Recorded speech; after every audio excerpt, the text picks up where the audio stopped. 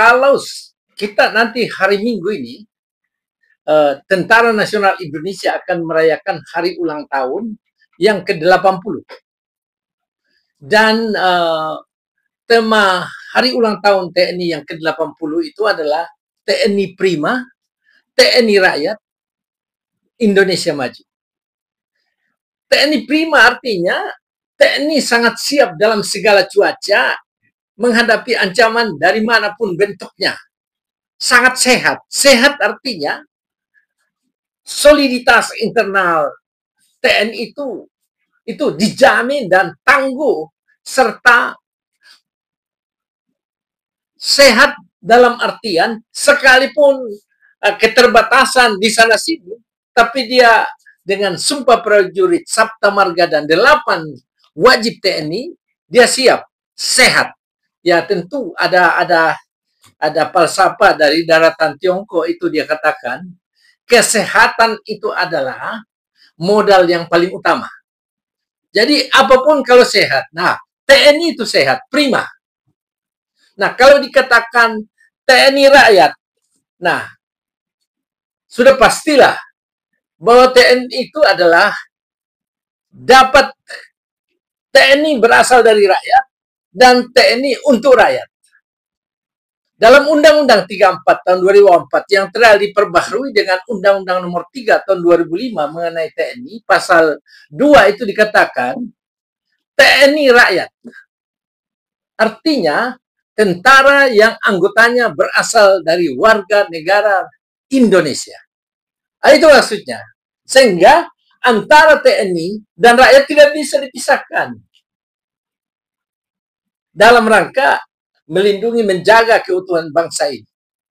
Nah, itu yang pandangan saya adalah bahwa perayaan hari ulang tahun TNI ini sangat tepat kalau dengan TNI Prima, TNI Rakyat, dan tentu kita menuju kepada Indonesia yang maju.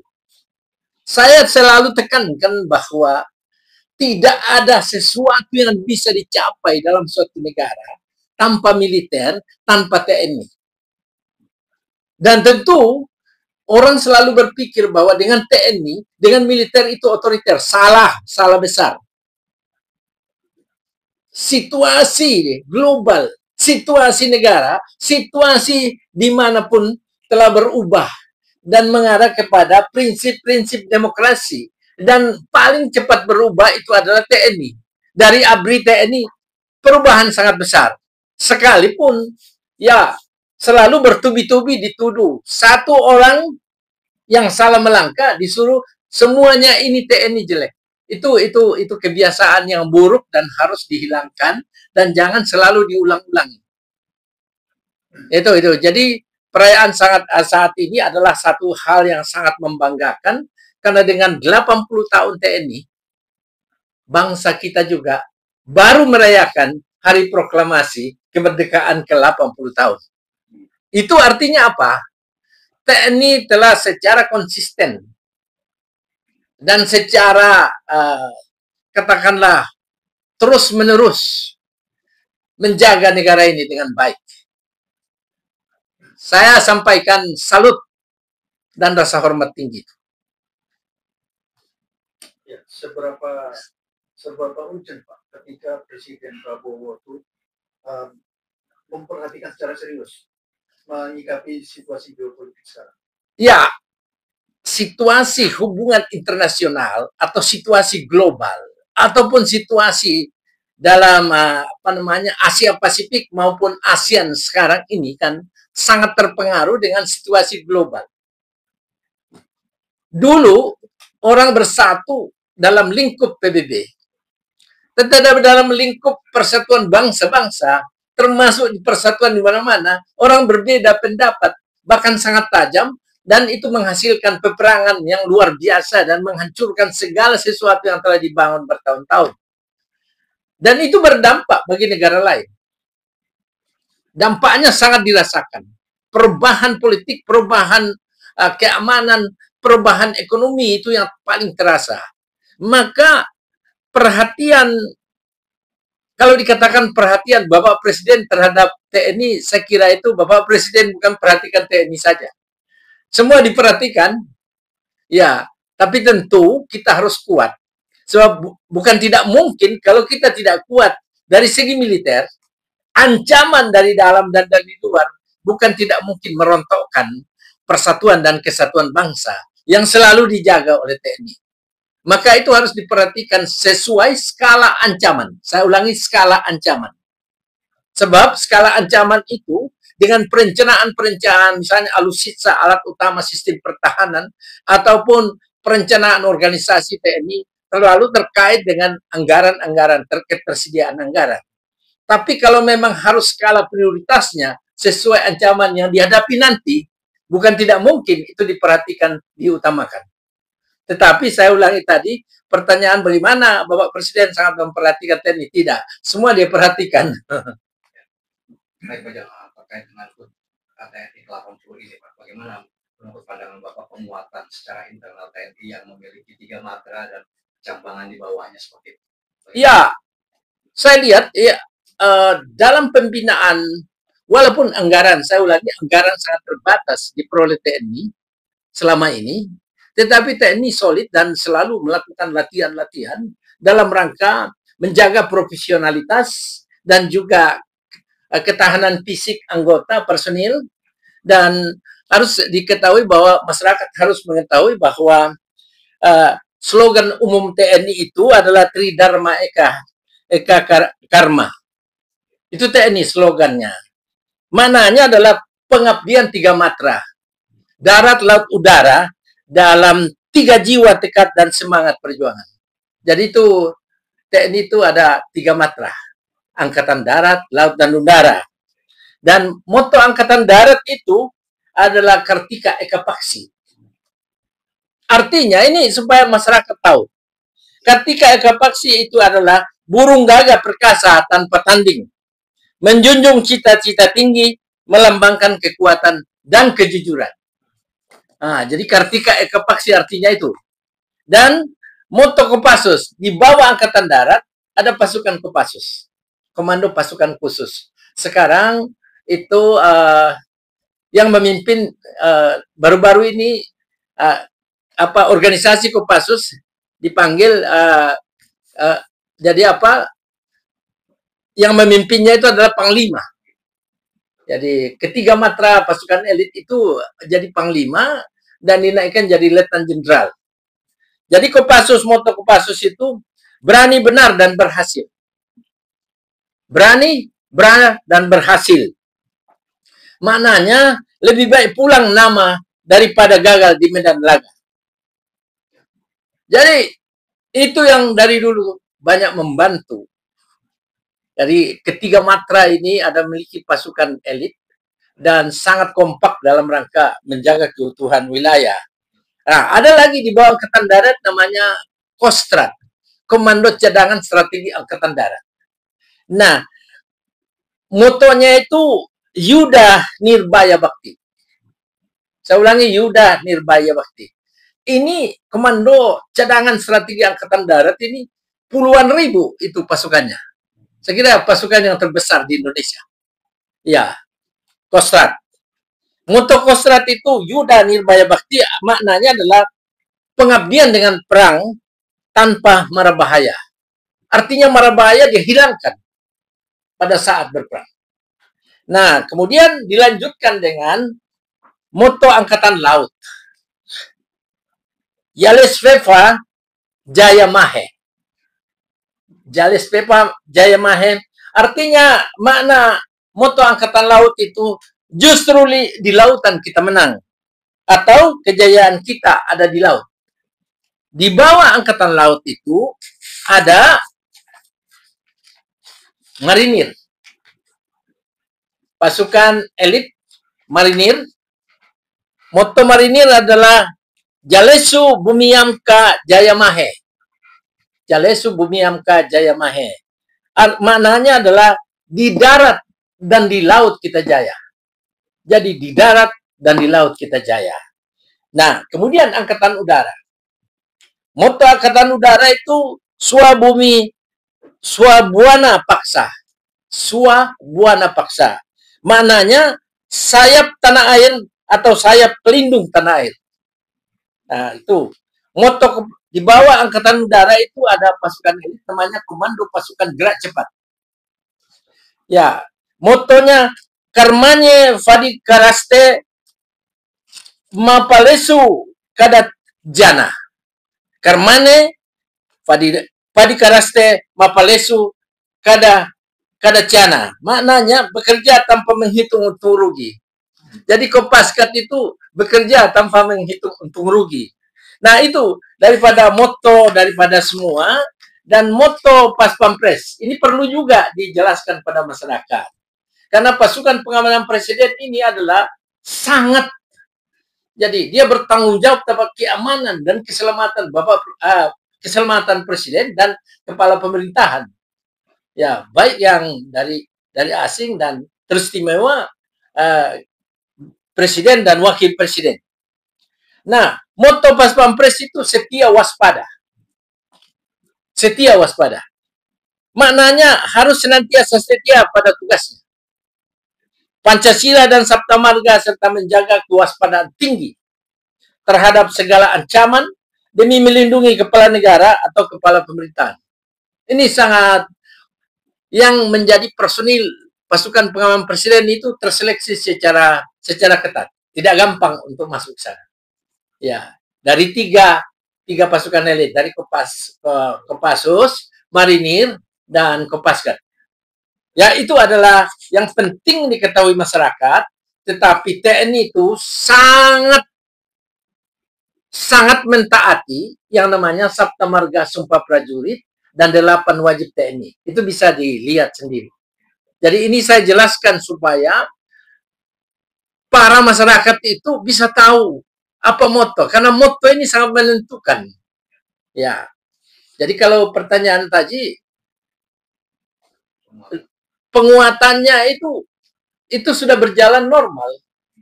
Tidak kita, jadi kalau misalnya militer itu ada apa?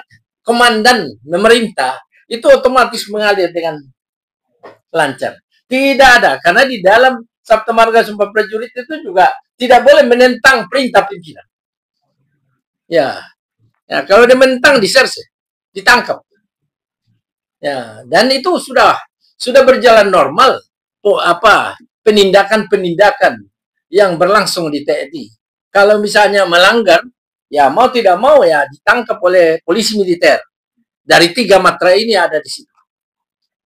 Kalau misalnya ya melanggar, dia diadili oleh auditor militer, jaksa namanya. Jaksa militer itu auditor militer. Kalau dia diadili oleh hakim militer. Nah, di Mahkamah Agung itu ada hakim agung militer. Di kejaksaan juga ada. Jadi masyarakat harus tahu, jangan sampai penempatan personil TNI itu kok ini sudah mau dimiliterkan, enggak lah. Jangan terlalu banyak curiga. Jangan terlalu banyak mungkin saya tempoh hari gunakan kata yang jangan terlalu merendahkan lah TNI. Jangan menghina, jangan memfitnah TNI. Sebab apa yang ada, yang dirasakan masyarakat, bahwa ada sesuatu yang salah di TNI, laporkan ke polisi militer. Ya, nanti terproses itu. Pasti terproses. Jadi jangan di luar, gerakan-gerakan itu seperti menjadikan TNI itu musuh. Ini bakalan kita itu akan menyesal nanti sebagai bangsa dan negara kalau tidak ada militer, di mana kebinekaan kita itu luar biasa. Beda suku bangsa, beda suku, agama, etnis, golongan, beda pulau, beda dan lain-lain, beda bahasa. Nah, TNI itu dapat mempersatukan. TNI mampu mempersatukan. Namun memang dalam pura internasional, TNI itu selalu dijaga supaya jangan terlalu berperan. Dan itu adalah yang mengurangi peran TNI itu adalah para orang yang meminjamkan uang pada masa yang lalu. Tahun 98 sampai di kerangkeng itu namanya Kopassus dan lain. Tidak boleh berperan. Hanya karena peminjam itu memberi syarat. Kalau tidak bayar. Dan itu ditanda tangan. Sampai sekarang masih ada dampaknya itu. Dampak yang terasa adalah munculnya namanya outsourcing tenaga kerja. Mana mungkin orang kerja di bank 1 tahun kontrak? Nggak bisa. Dan itu mengurangi produktivitas. Itu ekses dari pinjaman. Jadi kita tidak bisa, TNI tidak bisa masa yang lalu bergerak karena itu adalah mau tidak mau TNI itu di bawah presiden. Ya, kalau Panglima TNI menggerakkan TNI untuk perang, ya, harus dilapor 2 kali 24 jam ke DPR.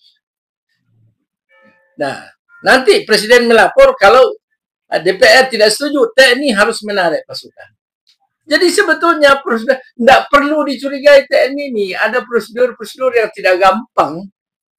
Ya, kalau ada ancaman, dia harus konsultasi dengan panglima tertinggi TNI, yaitu presiden. Ya, itu. Pak, ini kan memang banyak masyarakat yang menyaksikan ketika TNI menduduki jabatan-jabatan sipil. Nah, apa sih keunggulannya ya orang yang berlatar belakang TNI ketika dia menduduki jabatan-jabatan sipil? Seperti contohnya kayak Ali Sadikin, kita pernah mengakui bahwa beliau adalah bapak fondasi Jakarta gitu ya. Artinya nggak sedikit tokoh-tokoh yang mantan TNI dia berhasil di jabatan sipil. Kira-kira apa sih kekuatan seorang TNI ketika dia berada di jabatan sipil? Karakter apa yang asal mula penempatan ini yang dimasukkan dalam undang-undang TNI tahun 2004 itu bermula daripada jebolnya keuangan negara pada tahun 98. Jadi supaya masyarakat tahu, kredit macet itu 450 triliun. Para pengusaha itu dengan seenaknya ngambil uang di bank dan tidak bayar. Dan kita mengalami resesi luar biasa tahun 98 itu. Membentuk Badan Penyihatan Perbankan Nasional, ternyatanya bisa diselamatkan 139 triliun. 311 triliun hilang. Kemudian ekonomi tidak jalan. Bank-bank kolaps. Semua nasabah minta uangnya kembali. Bank tidak bisa membayar karena sirkulasi keuangan tidak lancar karena uang terbatas. Maka diberikanlah bantuan likuiditas Bank Indonesia 145,5 triliun. Badan Penyihatan Perbankan hanya mampu mengamankan 30 triliun. 115,5 triliun itu hilang. Kenapa? Bank yang dikasih uang 145 supaya memberikan pada nasabahnya supaya bisa jalan ekonomi, bukan dikasih pada nasabah. Dia belikan dolar. Pada zaman itu dolar 4.500 $1 menjadi 16.000. Jadi spekulasi ini pada bank ini. Ngemplang kredit ini. Nah, jadi hilang lagi 115,5 triliun. Ya, sampai ada itu namanya surat release and discharge, pembebasan kewajiban. Itu tidak usah saya uraikan, nanti tidak nyaman. Nah, waktu itu, sekarang itu ada pemeriksaan BPK. Ibu Sri Mulyani katakan, BLBI masih akan membebani anggaran negara sampai dengan mungkin baru lunas 2043.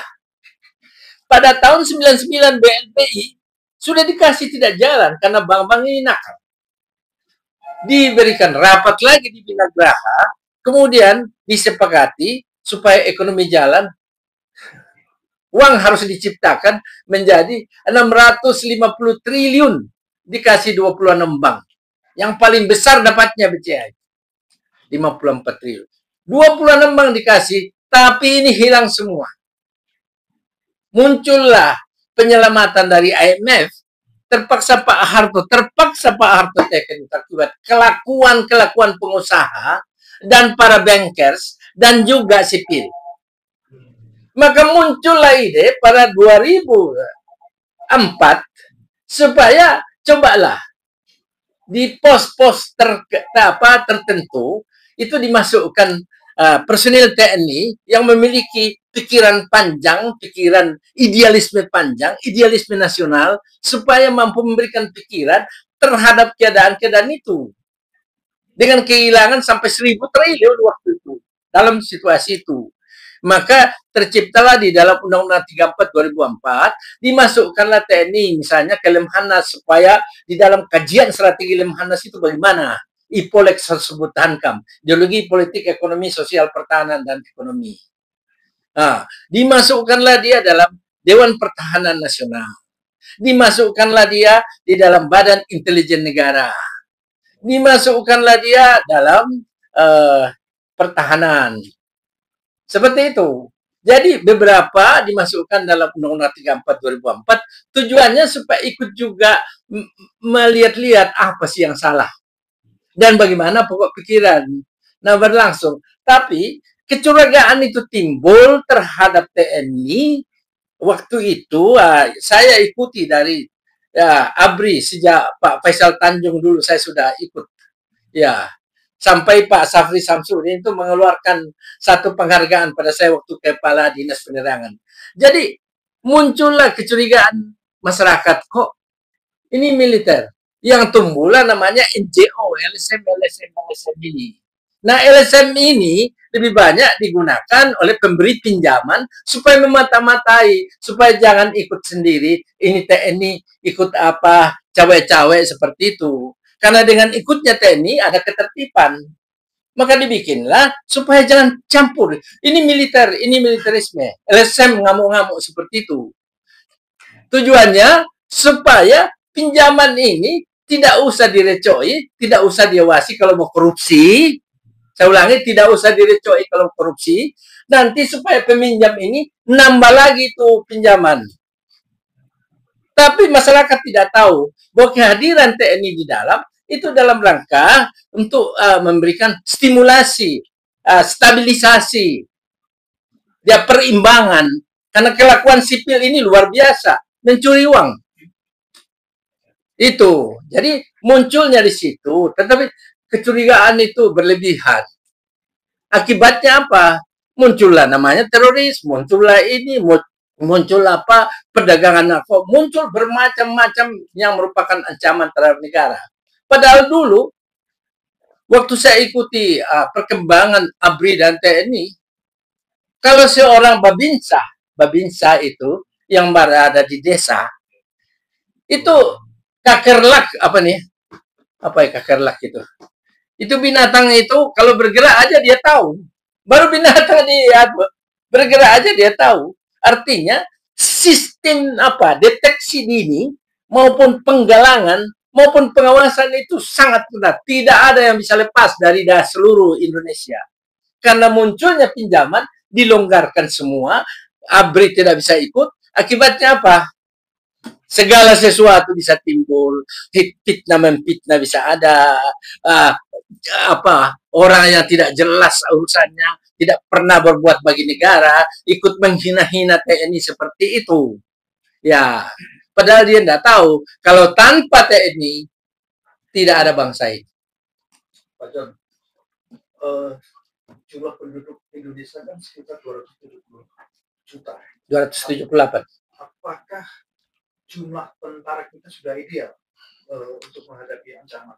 Nah, kalau pertanyaan apakah tentara kita sudah ideal untuk menghadapi ancaman, kalau di dalam TNI itu, di dalam militer ini, itu tidak usah banyak orang pengamat di luar yang suka mendikte TNI harus begini, padahal dia tidak ngerti apa itu TNI.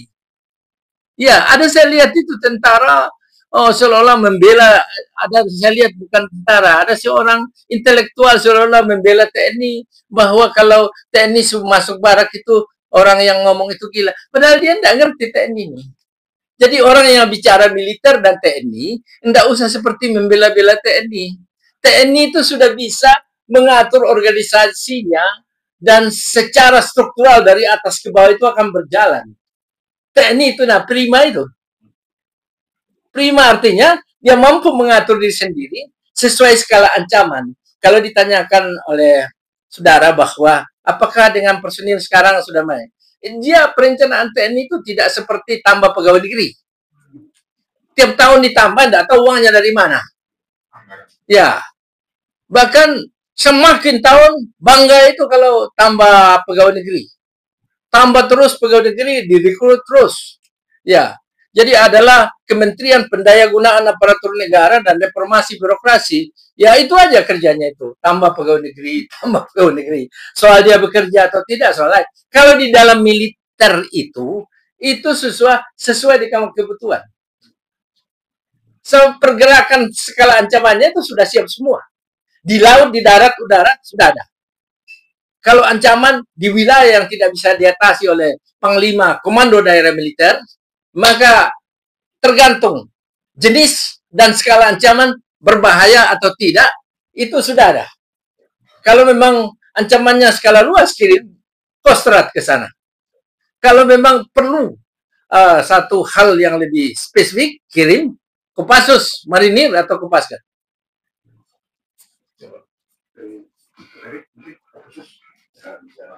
Tanya lagi. Harapannya Pak Belum. Oh iya, ini Pak, dengan posisi Indonesia sekarang menjadi kekuatannya peringkat ke-13 dunia Pak. Mungkin Pak, Peringkat ketiga apa? ke-13 Pak. Oh ya. Apa tanggapan Bapak dan harapan Bapak kepada TNI? Ya tentu dengan kita ini kan tidak bisa hidup steril dari penilaian lingkungan. Baik lingkungan strategis ASEAN maupun Asia Pasifik maupun dunia, maka tentu itulah sebabnya Bapak Presiden selalu mempersiapkan alat utama sistem pertahanan.